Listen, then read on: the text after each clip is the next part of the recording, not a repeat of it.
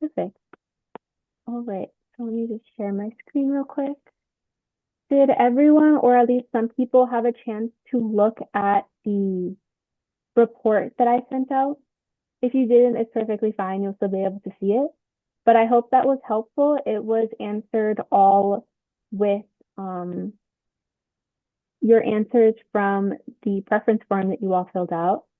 So now you have a little more insight into what the other task force members spoke about and what they were feeling. See.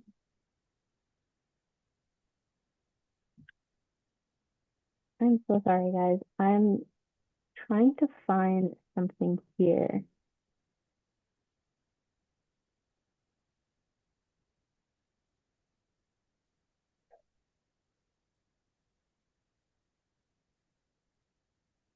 But,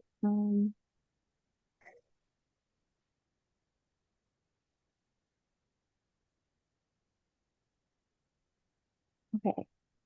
I'm so sorry for the wait. Can everyone see my screen?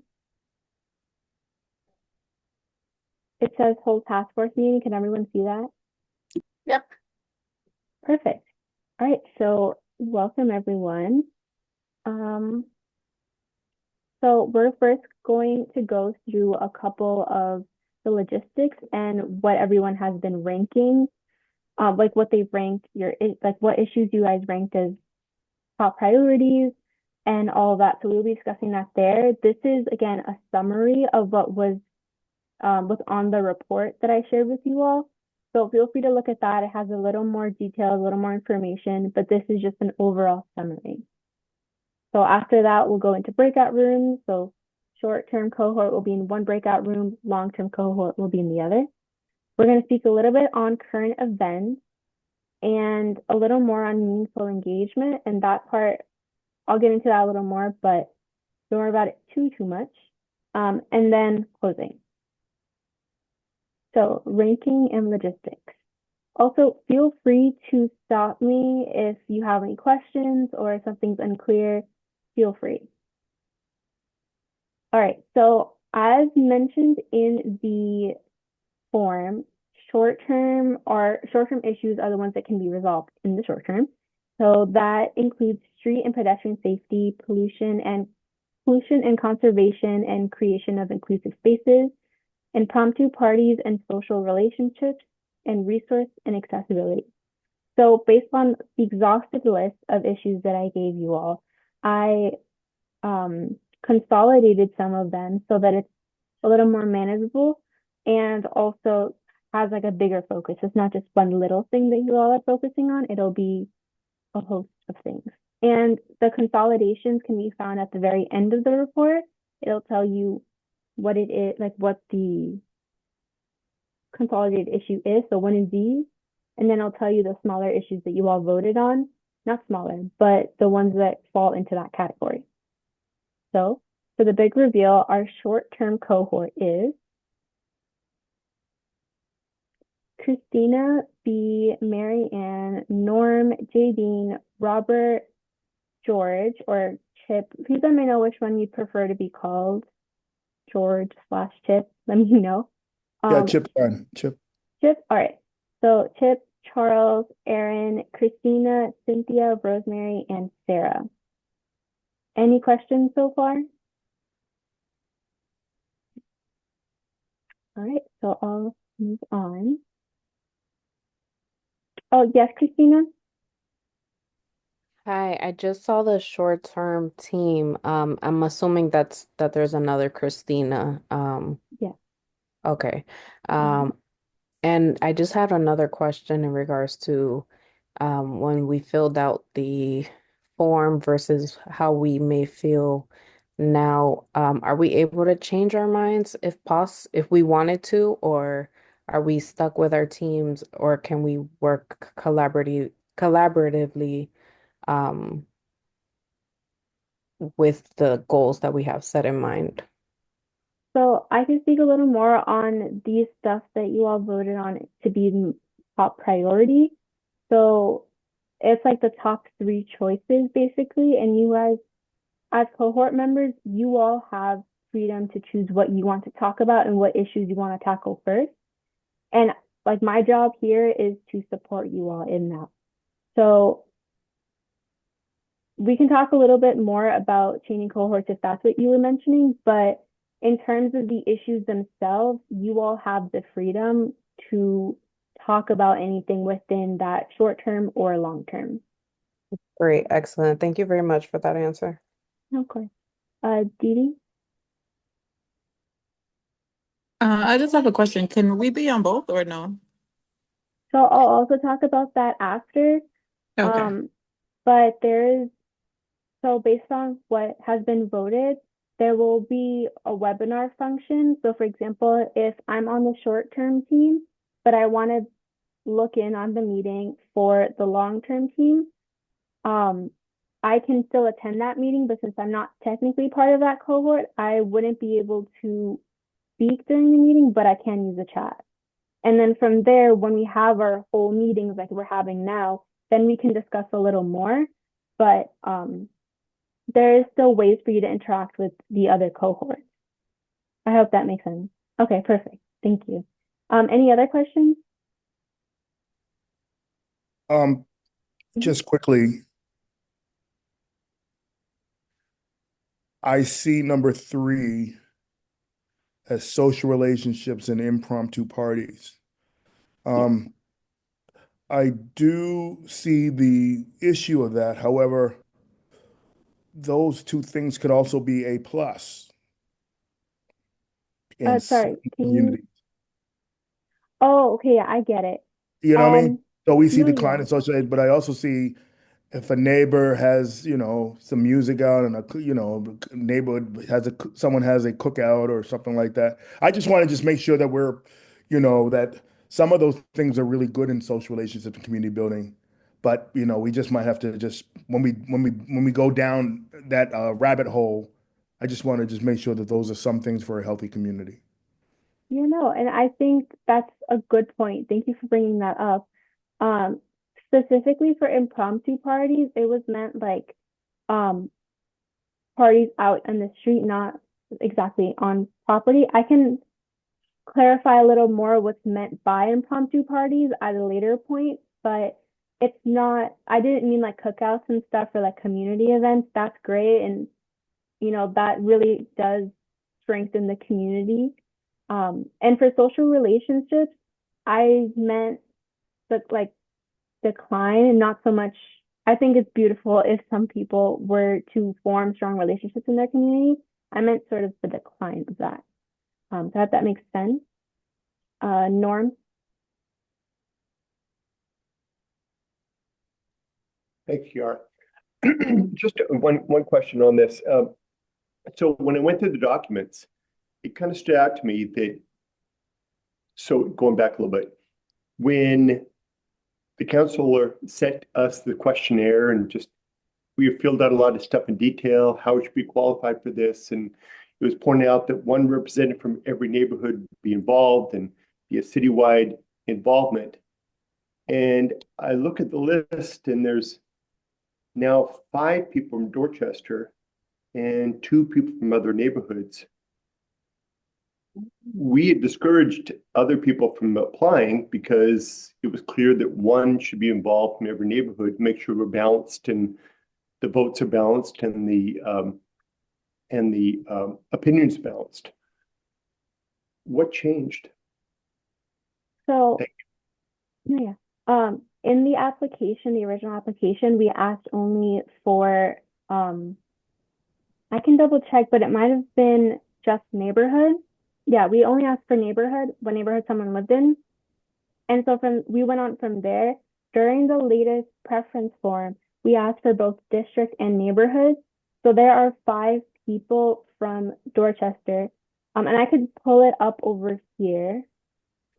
but I think when we applied, maybe I was very wrong.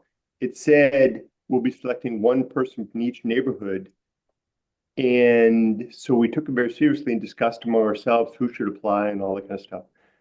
And now there's 5. And I remember from the first meeting, several people did not even apply they just showed up at the first meeting and were accepted.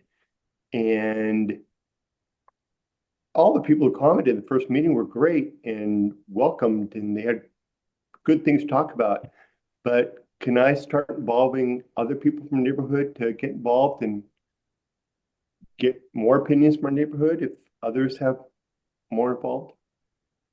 Yeah, so what happened was we had originally chosen a group of task force members, but we wanted to make sure that everyone was included that had applied and that they would have a voice, even if it wouldn't be in the long term. So that was the original plan. But we saw that there was so much involvement from the people who had applied and hadn't technically become task force members that we changed that up a little bit so that they would be task force members. So everyone who was at that first meeting, they are part of the task force. And just going back real quickly to you mentioned that there was like 2 people from one neighborhood and then 5 from Dorchester. So district lines work a little weird. Dorchester is mainly District 3 and 4. However, there are parts of Dorchester that are in different districts. So that's why there's 5 people from Dorchester, but combined District 3 and 4, there's only 2 people. So that's where it's like difficult and it's kind of confusing, but neighborhoods don't always match up perfectly to their districts. And I believe we had said that there was going to be 2 people per district, and then that number changed because not all neighborhoods fit perfectly into one district. So I hope that's clarifying your question a little better. Is that No, it really doesn't. That's not my recollection of what the application said, but I don't want to hold up the meeting, so we'll go from there. Thank you.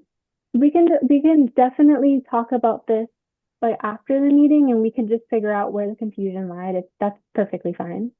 Yes, Christina? Hi, everyone. I just wanted to just touch on that a little bit briefly, maybe to like help everyone understand a little bit.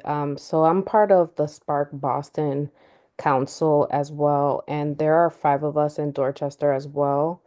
And there are other neighborhoods that may have 1 or 2 or 3. Um, it just depends on the application intake and or who is representing that space of where they live and where they reside. Um, I would argue as well that we are in these spaces as well. I'm sure everyone goes to different neighborhoods as well, and we want to represent our neighborhoods as best as we can, and coordinate events and work collaboratively. I'm sorry to make a conscious effort and awareness of the neighborhood that we are representing. So that's just my thought. I hope that helps. Thank you, Christina. Um, is there any other questions? I'd be happy to answer any.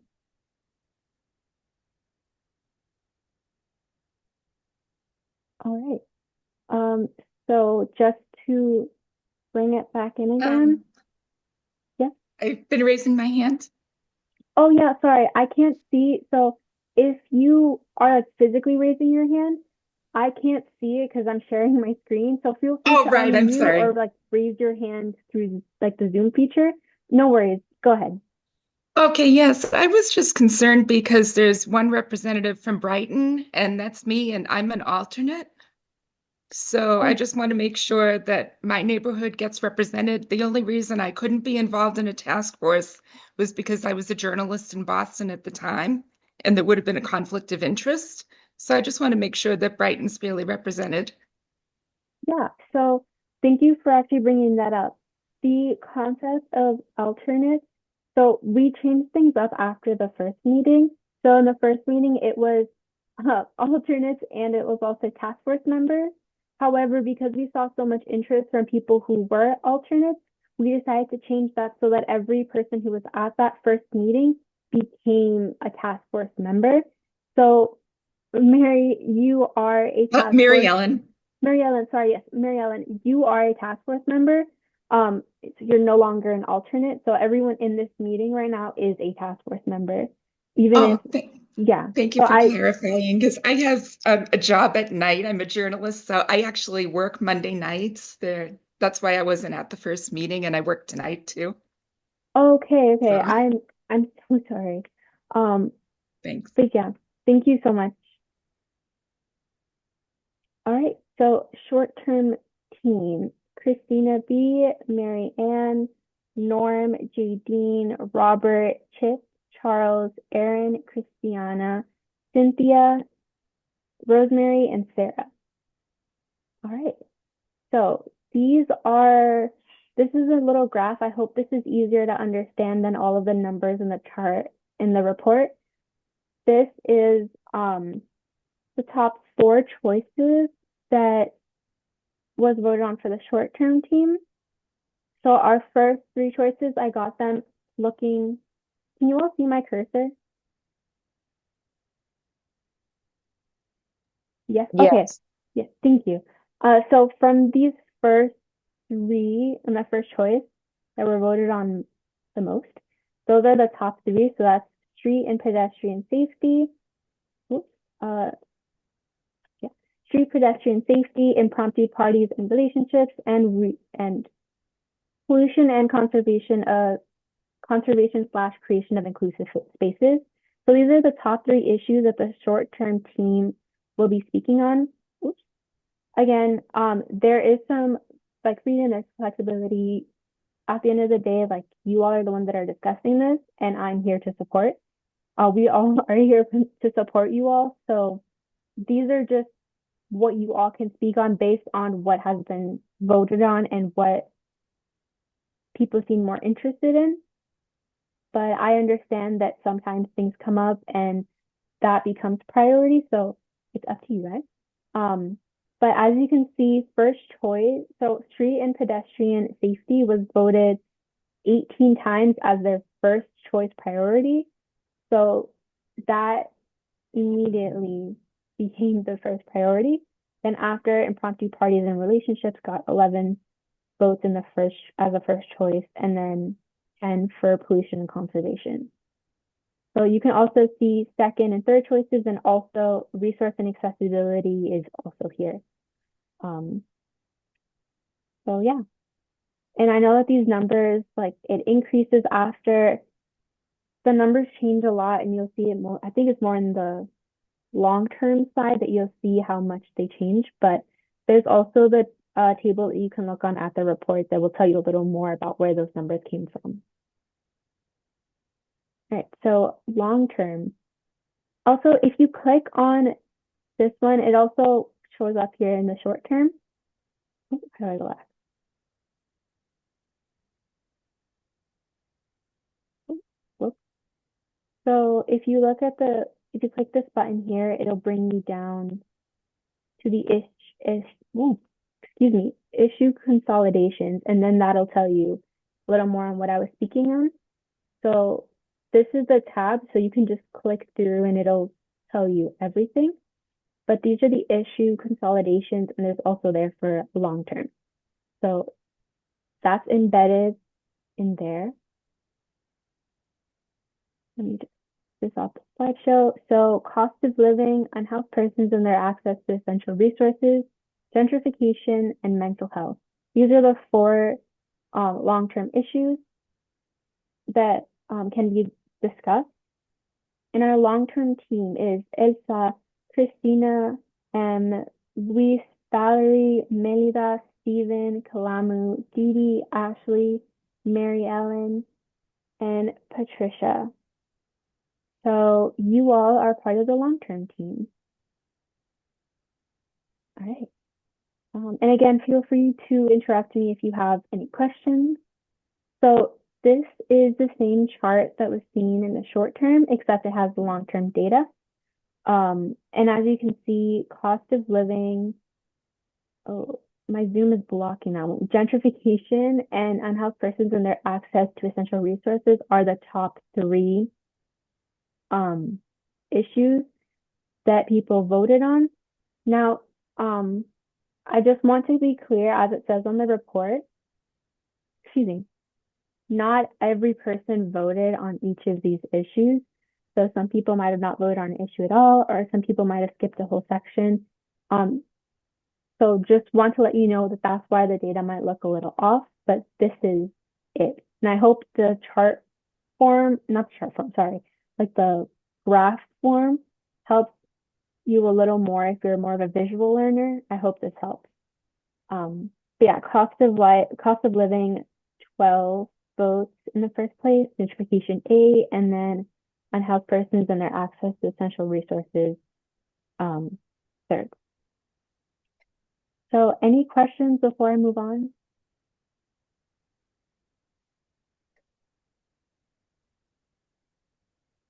All right. So logistics, this is more about what you all voted on, mission, vision, and definition. So our mission, the Citywide Quality of Life and Community Safety Task Force's mission is to find adaptable solutions to quality of life and community safety issues that affect all Bostonians. We are committed to working collaboratively to make sure that issues are considered with an open mind and all experiences and opinions are respectfully listened to. So our vision, our task force values include, but are not limited to, respect, kindness, and understanding of the diverse issues our city faces. So now, quality of life definition. Quality of life is when an individual or group is and feels happy, comfortable, and safe, and is healthy in every way in their immediate neighborhood and city at large, as well as have spaces to live, unwind, and take care of their needs. So from this definition, I tried to take everything that you all had said that you wanted to change about the definition, and I tried to incorporate it in here. So yeah, that's where that definition change came from. And these are our norms. I won't read through every single one of them because I don't want to bore you all with me just speaking the whole time, but I'll give you a second to look through them real quick.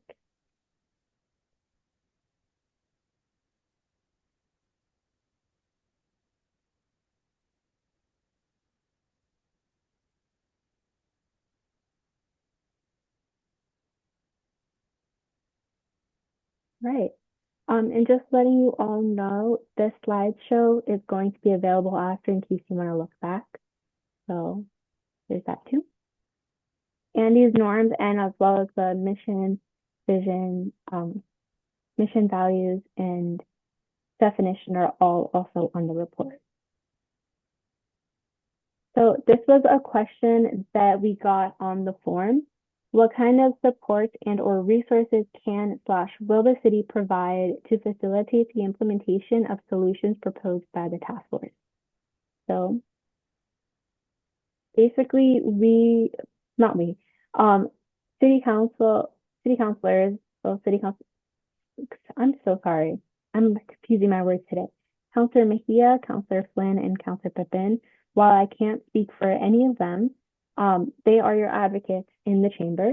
So there's that. And then also, we will help you work in partnership with other city departments to see what issues we can help solve. So I hope that helps with that question. And now the part that you might have all been waiting for, the breakout room. So I'm going to ask you all for a little grace because this is my first time doing breakout rooms. So I really hope that you all are in the right place. Oh, let me go back real quick.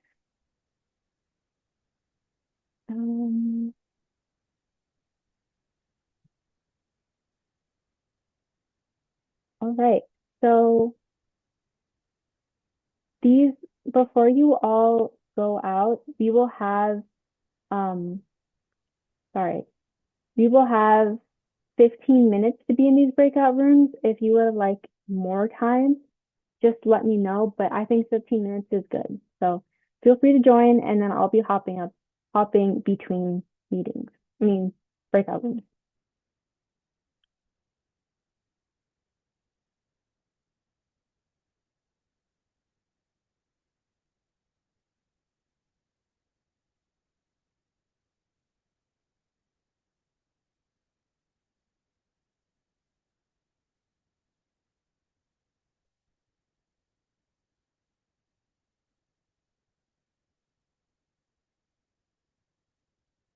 actually sitting in my power and the fan was shaking. Wow. Wow. Wow. Oh, I'm so sorry. I completely forgot. Um, so, ooh, sorry, my Zoom disappeared for a second. I forgot to tell you all what you could speak on. So basically, you can introduce yourselves and introduce the neighborhood that you live in. And then you could begin to speak about the issues that I mentioned earlier that your cohort will be discussing. So you all are short term, so you can discuss um, any of those short term issues that I had mentioned earlier. I'm gonna go pop into the other room, but if anything, just let me know and I could be back. Okay. Thank you. Mhm.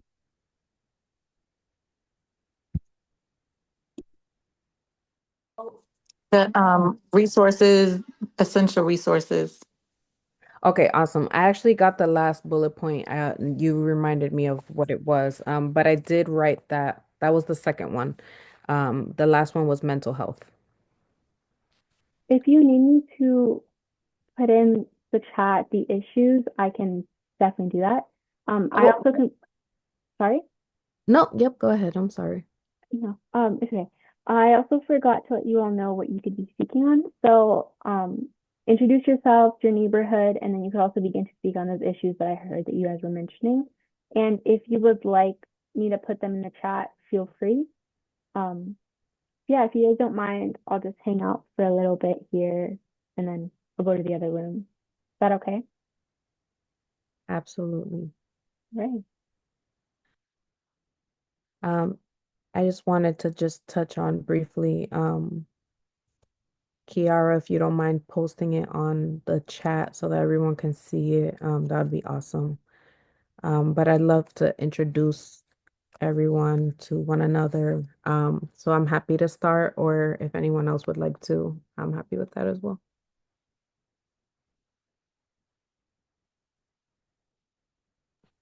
I'll start.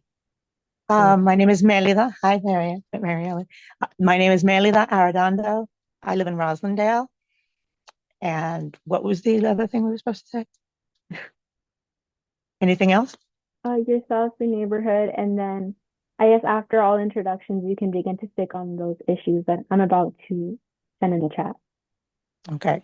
I'll say that mental health in the community as a community is very important as well. Thanks.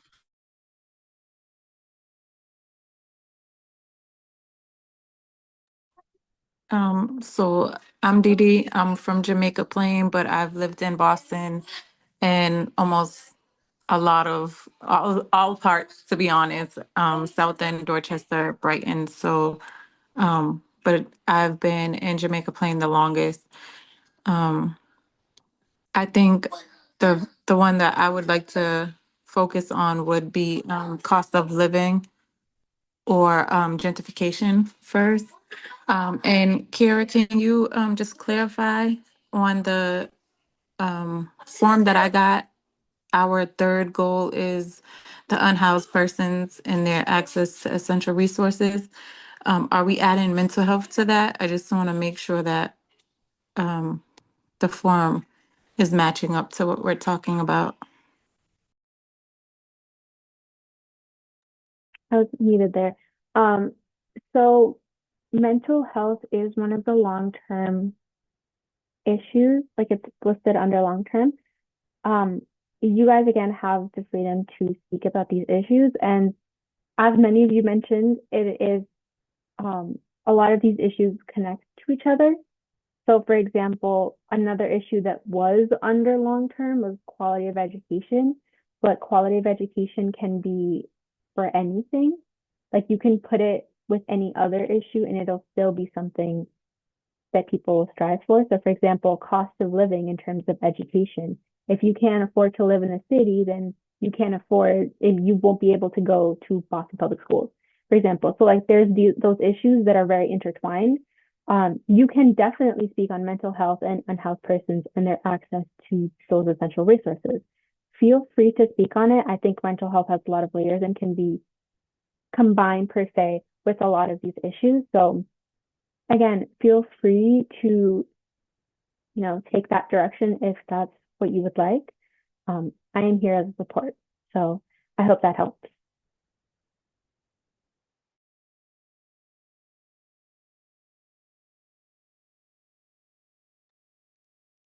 All right, everyone. I'd love to introduce myself. My name is Christina Melendez. I live in Dorchester, have lived in Dorchester my whole life, born and raised. Just a little bit about me. I have my son. I'm a mommy. But yeah, I just wanted to touch on pretty much everything, of course, but mental health and the political climate that we're in, I guess. Whoever is comfortable or not comfortable in the space that they're in, maybe not feeling safe as a whole. Um, so definitely uh, that's a topic that comes to mind. And yeah, I'm happy to join this group. I also wanted to add just one more thing. I do think Kiara did mention being creative and having that space to understand how everything does intersect. So I'd love to see how our minds can come together to create something great. So that is my thoughts, and happy to pass it over. Good. Hi, everybody. I'm Mary Ellen Gambon. Melita knows me very well. I'm a Brighton resident for the past 4 years, but I lived in Southwest Boston in Roslindale 21 years, Hyde Park for 25, and West Roxbury for 4. So, and then being a community journalist, I've had a diverse perspective on most of the neighborhoods in Boston. I'd really like to focus on mental health and issues relating to persons with disabilities. I'm a disability rights advocate, just like Mel, my girl, and quality of education and support services available. And I'm just happy to be part of this team. I think we've got a great group here.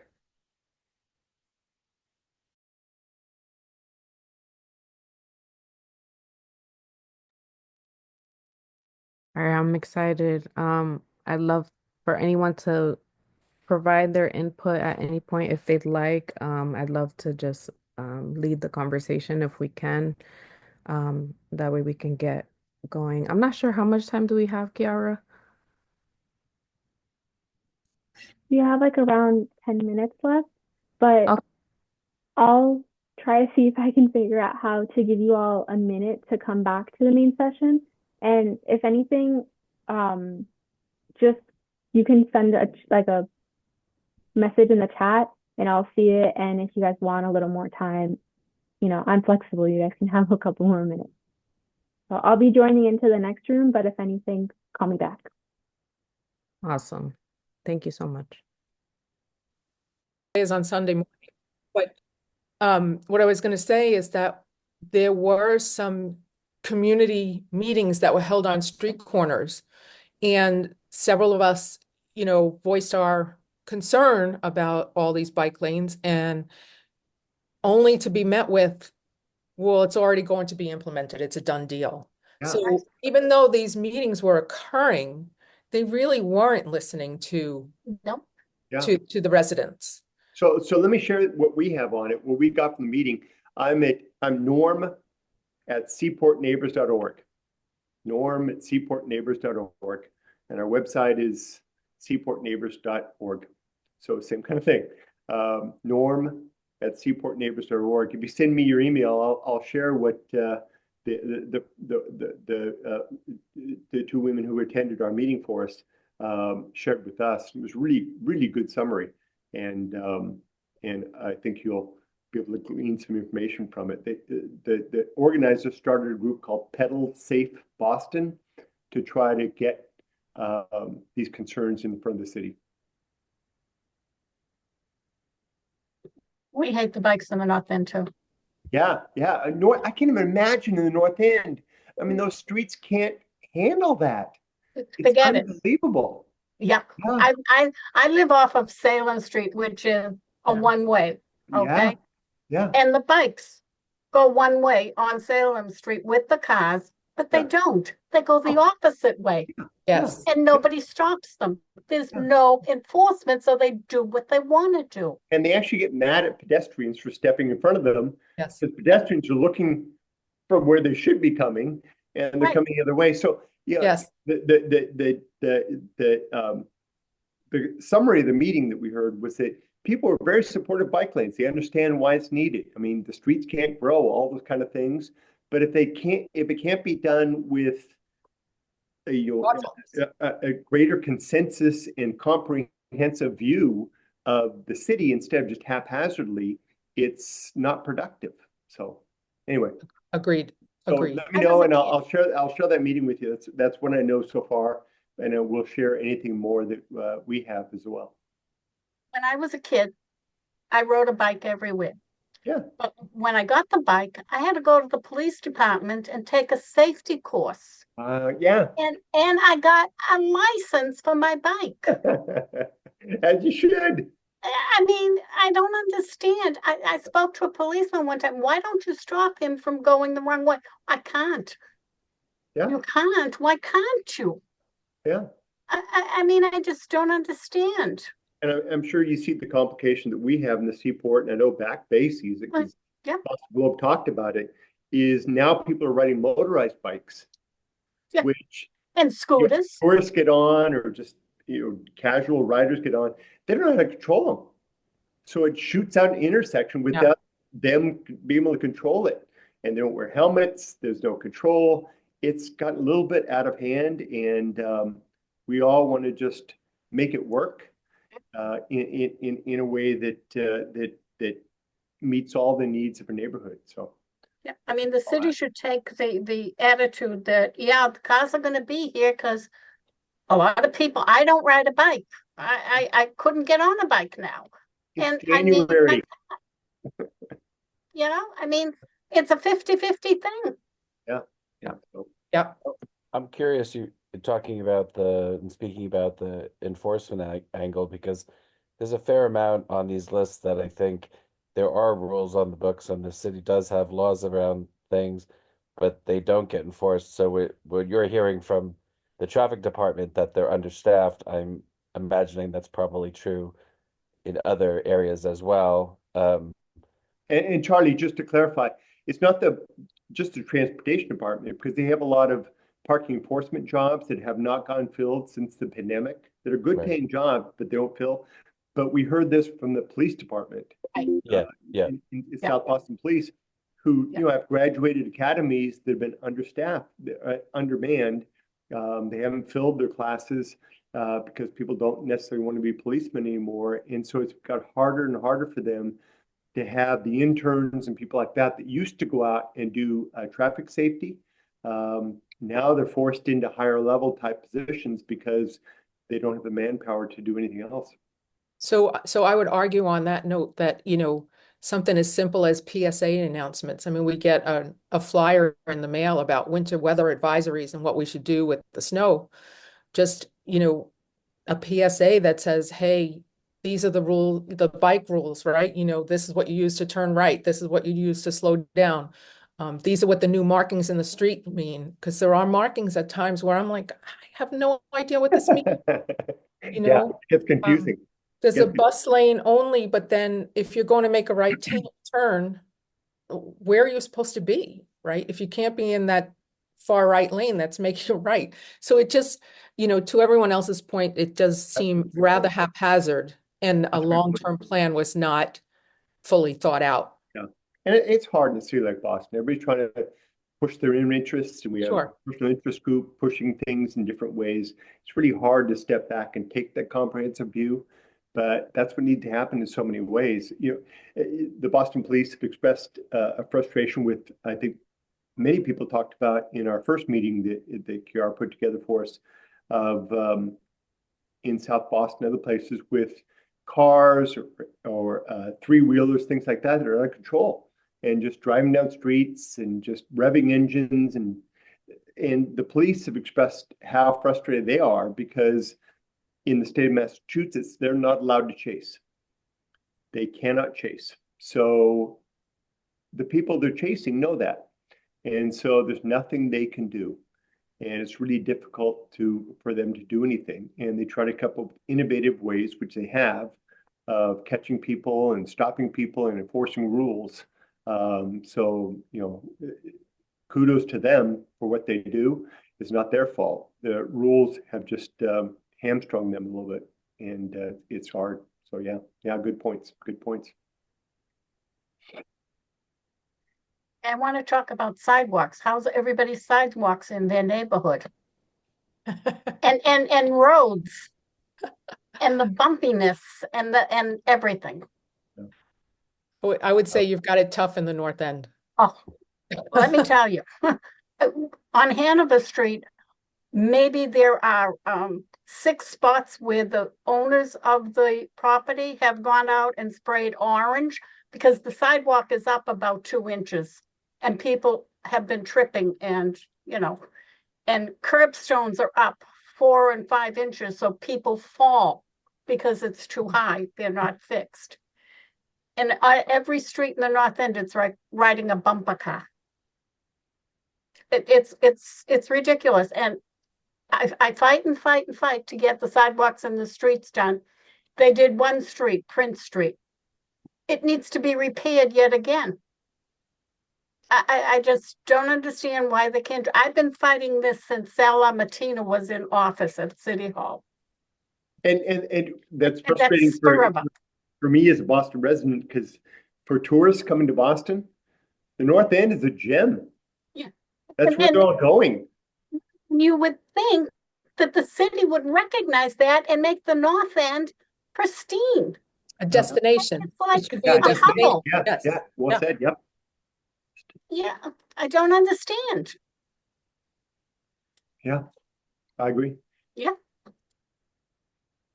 If I could just make one other comment on the street safety. I don't know if you're finding this in other neighborhoods, but in Back Bay, they installed these like cement barriers on street corners. I think that's supposed to help with the bike lanes and what have you, but it's just chaotic.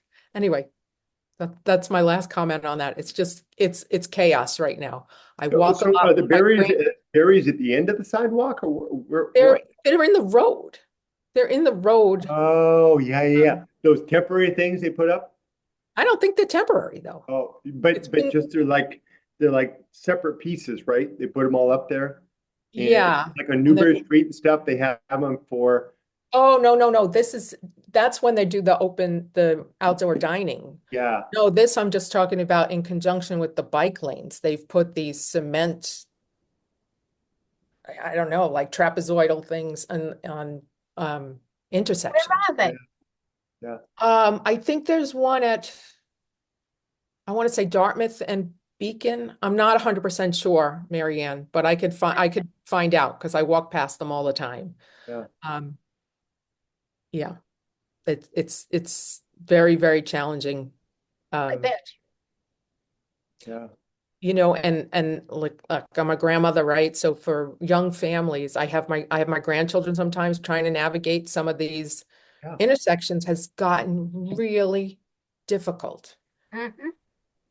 And that's what we've heard from the most is young families in the Seaport who we've had people tell us that they're thinking about moving out because they do not feel safe taking their kids or strollers out across sidewalks where traffic is so unpredictable. Mm-hmm. Right. That's Exactly. a terrible thing for us because that's exactly who we should be targeting. 100%. Yep. I'm sorry to interrupt. I really don't mean to interrupt, but I was going to say I love this conversation. I think this is a great start, and I think you guys are really onto something. And I love the way that you're all connecting and coming together on all of these issues. So yeah, I'm excited for the next meeting. So yeah, you guys are great. So Kiara, before you joined, we started talking about bike lanes and that there'd been a meeting of several neighborhood associations or residents, whatever it is, across many areas of Boston, but 60 plus people is what I was told, attended the meeting by one of our residents who attended. and just talking about bike lanes and the support overall for them, but just the lack of a comprehensive plan on how you proceed with them and what you do with them. And I think that's what this whole group is kind of agreed on, that one, we need comprehensive plans. Two, we need transparency from government. Three, we need involvement that we feel like actually has some input to it. And four, and maybe most importantly, we need enforcement of the rules that we have today. Is that a good summary from? Yeah. So that's kind of it. So just to bring up to date. Thank you. I was jotting down a couple of things that I thought were interesting that you guys were talking about. For that last part, Norm, that you said something that I missed, transparency and involvement with more community input and enforcement. What was the first thing that you had mentioned? I didn't have a chance to write it down. It was just that so many of these things seem to be done haphazardly and are done by the city for all good reasons, but without really taking an overall view of it. And so we need a more comprehensive plan and involvement from all the different neighborhoods impacted, not just one, but how does it spill over? Where does it go to? How's another neighborhood impacted by something happening in one neighborhood? And how can we, overall look at that and plan accordingly? Yeah, and not just go to a meeting and talk about the bike lanes and this, that, and the other thing, and have City Hall people say, oh, thank you, we'll take that under advisement, but we're going to be starting next week. Exactly. Yeah, Exactly. yeah. You've got it, We Mary. get a lot. Yeah. We get a lot. That's exactly what happened to us. Exactly. If they don't listen. So I think this is a great start. I know that I'm just repeating myself, but I jotted down a couple of things. So you all mentioned creating some sort of PSA for bikers. So it would just have bike rules, just more instructions on bike markings, etc. I think this is a great idea that if you all are interested, we can definitely flesh out during next month's short-term meeting. So I think, again, this is a great start. But yeah, so I mean, you definitely don't have to take notes. I just thought that the conversation was very interesting. And I jotted down a couple of things so that in case we need somewhere to start for next meeting, there. I'm going to, this is a bit of an abrupt shift, sorry. I am going to check on the other breakout room and I will be closing them down soon. So I just wanted to let you all know, but I'll give a little warning beforehand so that you all are aware and I just won't bring you back into the main session roughly. So yes, you can go on discussing and I will hop onto the other room. Thank you. Thanks. Trying to put this conversation so that this isn't just a conversation we have in this group, but also as other council members in other neighborhoods as well that may have the same sentiment and would also like to partner with me on bringing this initiative forward to the mayor directly. So that is my thought.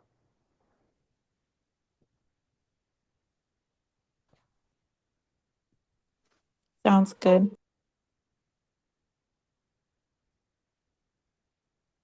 Great. I'm excited to work with you guys.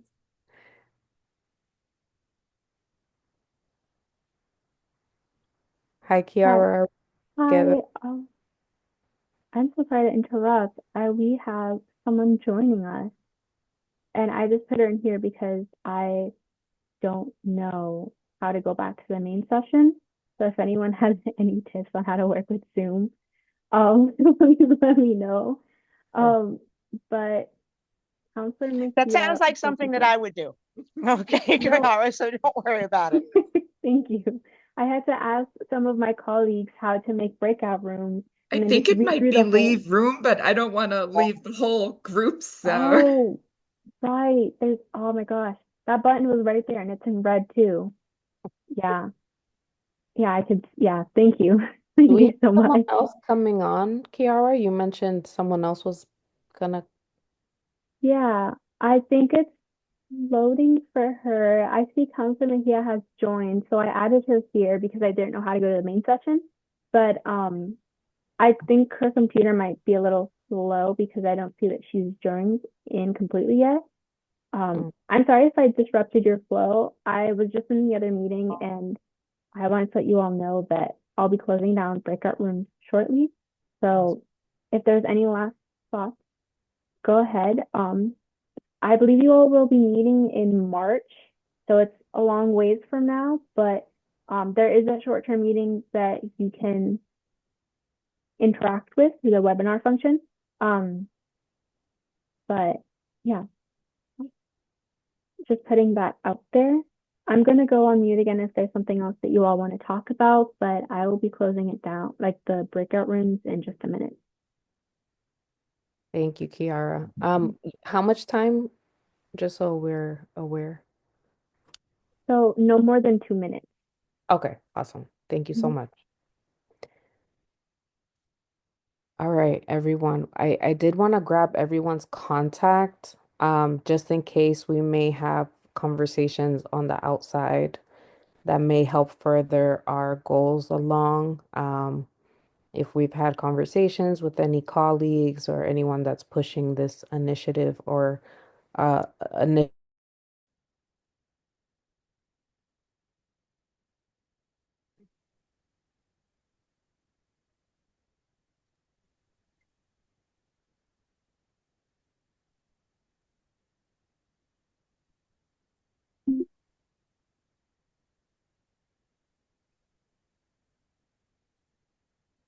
All right. Are we all set? I think I'm gonna need to take a little course on how to work Zoom from this side. Um, okay. So we're just waiting on a couple more people to come back. Um, yeah, so we're waiting on a couple more people, but once we're all back, oh, we're all here. Hi, everyone again. Um, I'm sorry if I cut you all off. Um, we will have, sorry, can you all see my screen? I don't know where, like I can't see anyone, so if someone would mind um unmuting and saying if they can see my screen. Yes, I see it. Okay, perfect. Thank you so much. Um, sorry to cut you all off. There will be other chances to speak on all of these issues. From what I heard on the breakout rooms, it was great conversation. It's a great start, and I'm excited for all of our next meetings and the work that you all are going to do.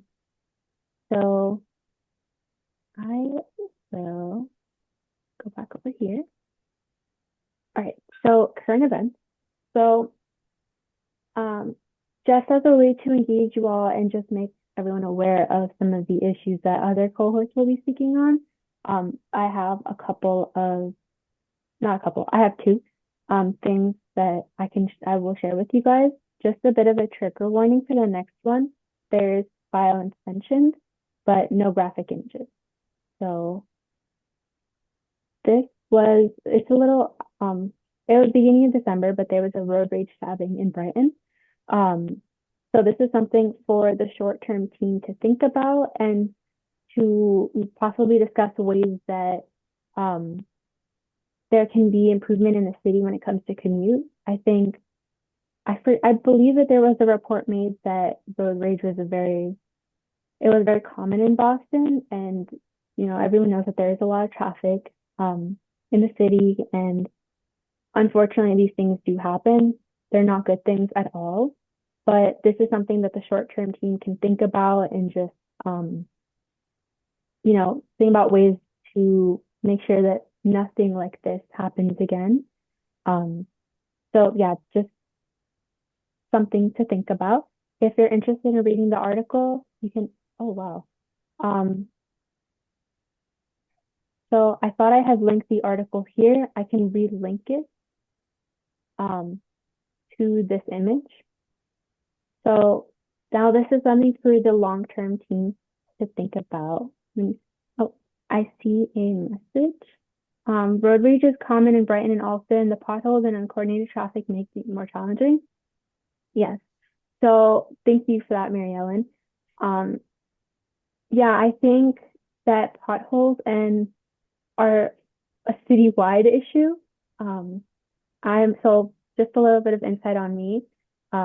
I still don't have my license, so I have my permits and I'm learning how to drive. And potholes are very difficult. They're very hard when I'm trying to learn how to stay in my lane and I have to swerve across all of the potholes in the city. So I think that's something that the whole city deals with, and it is challenging. It makes driving a lot more, it adds a level of complexity to it. So yeah, I completely agree with that. Yes, our issue is compounded by having the train tracks as well. And I did a story on this 2 years ago where some of them are the size as craters. Cleveland Circle looks like it was bombed. Thank you for sharing. The way it used to be, it was so lovely, and now no, it just doesn't, it's not good. Well, there we go. We have one more thing to discuss in the short term. Yeah, so thank you for sharing. Let me get back to it. Um, so this is something for the long-term team to think about. So just a little bit of background. This graph right here was from the U.S. Bureau of Labor Statistics, and compensation costs, as said here, includes wages, taxes, benefits, or anything an employer pays to or for their employee. So in this graph, it talks about the compensation costs in Boston, which is this blue line right here, and then in the US as a whole. So if you click on the graph over here, you'll see the entire article, and there's more graphs to look at and more data. So that's something that task force members, the long-term task force members can think about. Okay.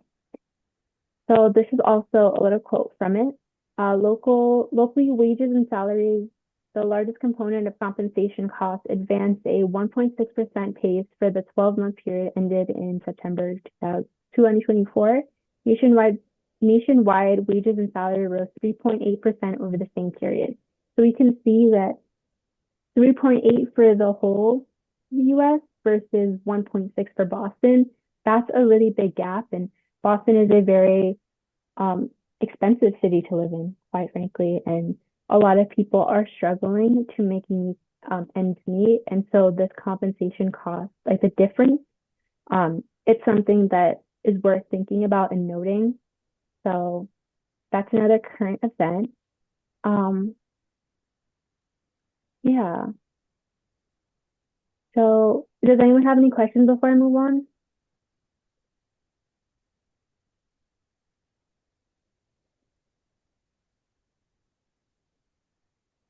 All right. Just also letting you know, I can't see anyone on my screen right now. So if you have a question or something, feel free to unmute and interrupt me. There's no problem. I just want to make sure that if you have a question, I can answer it. So on to meaningful engagement. So this is something that Counselor Makia's office is doing, and it's not in partnership with Counselor Flynn or Counselor Pafin's office, but it's just something on top of it. I can give you all a little more information on this Amplify and Organized District tour that we're doing a bit later after our meeting. But basically what it is that Councilor Miho will be touring every district in the city, and we'll be listening and amplifying the voices of the people. So again, I can give you more information on this later on, but it'll be a way to gather the community and really listen to what everyone has been saying and any issues that is brought up. So again, this is subject to change, and I will be sharing more information about this later on. But we would like to engage you all, since you all are trying to figure out solutions to these issues that affect all Bostonians. We would like you all to attend these meetings. Not all, but one or two people. Again, I can give more information on this later. And then basically summarize what the task force has been doing and talking about. And then whatever you learn at these meetings, you can report back to the task force. So the goal is to just engage more communities outside of, well, not outside, but more people in the community and bring them into conversation, as well as maybe even helping you all brainstorm this action or this solution to these issues. And as it says at the bottom, tour dates are to be determined. I will be giving more information, as I said a couple times. I'll be giving more information about this later on, but this is just something that I wanted to bring to your attention. All right, so we are almost at the end. Sorry, give me 1 second.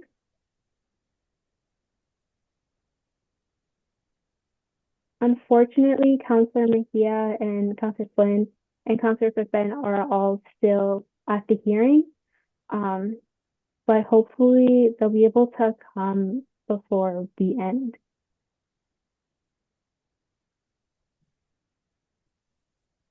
Sorry.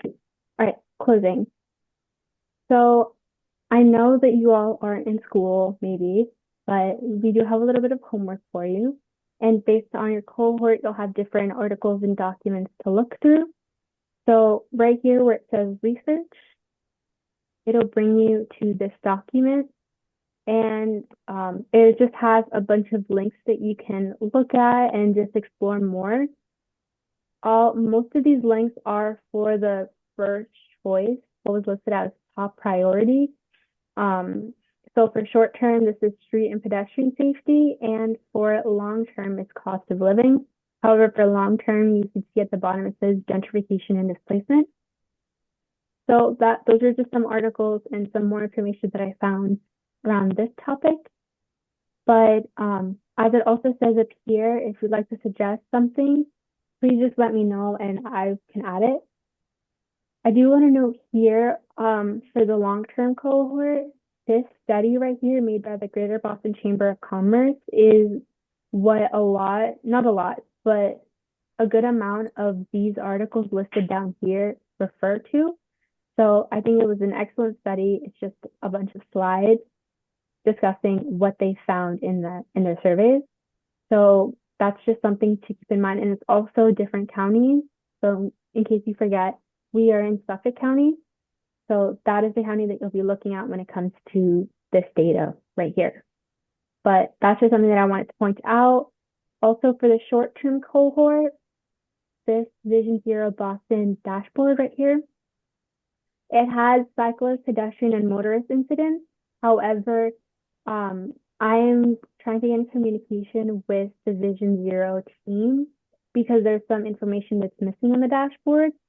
I believe some of that data should be on their crash data, this right here. But once I get a response and once they've updated it, I will let you all know. So yeah, this is just something to keep in mind. All right. Also, right here, this folder has a couple of links. So for example, this task force research is that little homework document that I just showed. Our meeting slides are here, and then recording links. So this has last meeting's link, and then this is where I will add today's meeting link. Today's meeting link meeting recording might be a little odd because of the breakout room. I'm hoping that it's not, but we'll see. I'm not the most tech savvy person. All right, so the dates haven't been finalized and they are subject to change, but our next meeting will be short-term meeting in late February, long-term in late March, and then we'll be all together again in late April. I will try to, again, as I said earlier, I will try my best so that I can give you at least a week's notice because I know that you all have other stuff going on and you might not be able to make it with such short notice. So I will try my best to give you more than a week. And I will confirm these dates as soon as possible. Again, if you're not able to make it, just let me know. It's okay. I would prefer if you were at all of the meetings, like your cohort and then the whole task force meetings, but I understand that things come up and you might not be able to. Just let me know. It's okay. So Kiara, where is that link that you were referring to with, yeah, how do we access this? So yeah, I will be sending out an email with all of this, but yeah, so it'll have all of the links listed out, and then this folder right here has a couple of other stuff just all together, including this research document, which is your homework, so to speak. And then that will have all the links that I just showed you. So Okay. yeah, there's a lot Okay. of stuff that's embedded into the slideshow. You just click around and it'll get you to somewhere. If you can't find some document, let me know and I will be more than happy to share it with you directly or help guide you to where it is. So just let me know. Okay. Thank you. Yeah. So any other questions? Sarah, Mhm. will you be sending out the lists of the short-term and the long-term members? Yes. So there were a couple people. Okay, I'm so sorry. I haven't, I didn't see the other messages that were sent to me. I can answer those in a second. Um, can you repeat your question again? I'm so sorry. Will you send a list of the long-term and the short-term members to all of us? So yeah, I will have to check in with some people because some people didn't feel comfortable sharing their contact info. But once I get confirmation from them, I will share it. The people who already said yes to sharing contacts, I will share those immediately and I can put them all into a doc so you all have it. But I will need to get confirmation from the people who said that they weren't comfortable with it just because I want to respect their privacy and what they feel comfortable doing. So I will reach out to them, I'll ask, and if they say okay, then I will share. Okay, thank you. Yeah. Um, so yes, I will be posting all of the links to everything in an email, and I will also share the meeting recording. So it'll all be in there and you can have easy access to those links. And then Rosemary, yes, I will try to give you as much time, as much advance notice for the tour dates, and I will also give more information about it in the upcoming days slash weeks. So I will keep you guys updated on everything. Right. For Mhm. clarification, did you say that we could only see the other groups meeting like as a video, or can we attend the meeting of the other group as well? Yeah. So it'll work like a webinar function. So right now we're just in a regular Zoom meeting. Anyone can put anything in the chat, can unmute whenever they'd like. Um, For the specific cohort meetings, it'll be more of a webinar function, meaning that if you are in that cohort, you will be able to unmute and put everything into the chat, just like we're doing right now. If you are not part of the cohort whose meeting is being held, you will still be able to attend and actively participate, but only through the chat, just to give people who are part of that cohort more space to talk because those are like the issues that they're mostly working with. But yes, there is communication through there. And I forget if I had mentioned this earlier, but just like last time, this video recording will be posted to YouTube, and then no problem, easy. And then people will be able to comment using like the YouTube comment feature. And we encourage everyone to have a conversation. On our last video, there were no comments, but if there's someone that you know that would like to see this video, please do share, and I encourage them to have those conversations. Yeah, no problem. Thank you, Mary Ellen. Christina? Hi, everyone. I just wanted to add, based on that conversation or that topic that Dee Dee mentioned, um, and I'm also what Kiara mentioned as well. Um, I would love if we can find a form of communication where we can maybe summarize the conversations that we've had. Just it doesn't have to be a whole group chat or anything like that. But maybe an email or something of that sort so that we can all be in the same conversation about what's going on in our groups. That may be helpful for everyone, for folks. Not sure if that works for everyone. I just like to bring that up as a potential um, conversation. Okay. I will try to figure something out. And again, once I get confirmation from the people who said they weren't comfortable sharing their contact, and once they give me permission to share it, I can copy you all into an email so that once you hit reply all, everyone sees it. And then I'll figure out some way to communicate best. Sure, I completely So respect that. And maybe also if we can direct that information that we have maybe over to you so that you can send it to the group overall. That's just what I was thinking as well. So yeah. I'll land So there. yeah, in the meantime, while I get confirmation from those people, um, you can feel free to send me stuff and then I can share it with the whole group. So if that's something that you're interested in doing, please just let me know. Again, I'm here to support you all. So if there's anything I can do to help, let me know.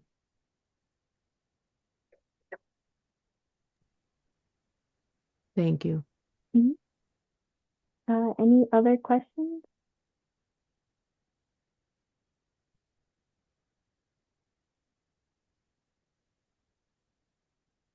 No? All right. So, unfortunately, the counselors couldn't make it. I think that hearing is still going on. It's been a very long hearing, but yeah, I haven't received the tonight's um PowerPoint with all the oh links. yeah, Are you doing that oh yeah, afterwards? Okay. yeah. So I'll most likely be doing that tomorrow, and I'll send it through with um the recording link. So I'll just send everything in one big email, all of the links. And then again, if you need help finding something, just let me know. But I'll be sending all of that out. Yeah. Um, anything else?